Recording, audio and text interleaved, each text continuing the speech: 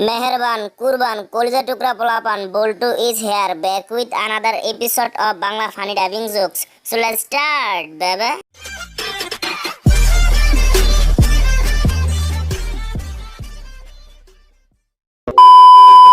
আচ্ছা দোস্ত, আমার মাথায় দারুণ একটা বুদ্ধি আইছে। কি বুদ্ধি? শুনছি ভালোবাসার রাস্তায় নাকি অনেক কাদা থাকে। হ্যাঁ, তো কি হয়েছে?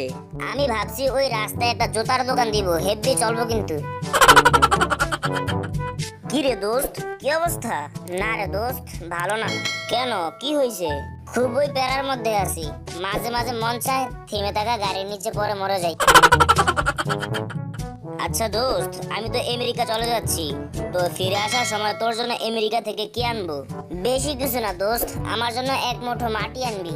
কি বললি?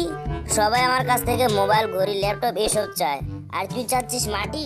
হ্যাঁ, আমি মাটিই চাই, মাটি ছাড়া আমার অন্য কিছু লাগবে না। কিন্তু কেন?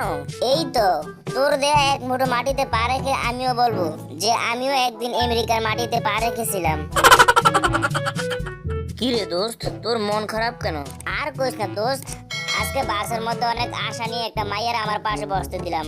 ভাবছিলাম মায়াটা সিনেমার মতো আমার কাঁধের উপরে মাথা রেখে ঘুমাবো। ও তাই নাকি? তারপর কি হলো? হারামজাদি বমি করে দিছে।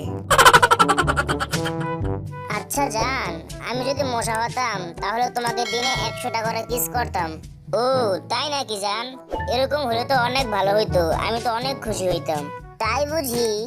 আরে হ্যাঁ, কারণ আমিও তোমারে প্রতিদিন 100 টাকা করে থাপ্পড় মারতে পারতাম। দোস্ত জানিস, আজকে পাশের বাসার ভাবিকে ফেসবুক আইডি খুলে দিলাম।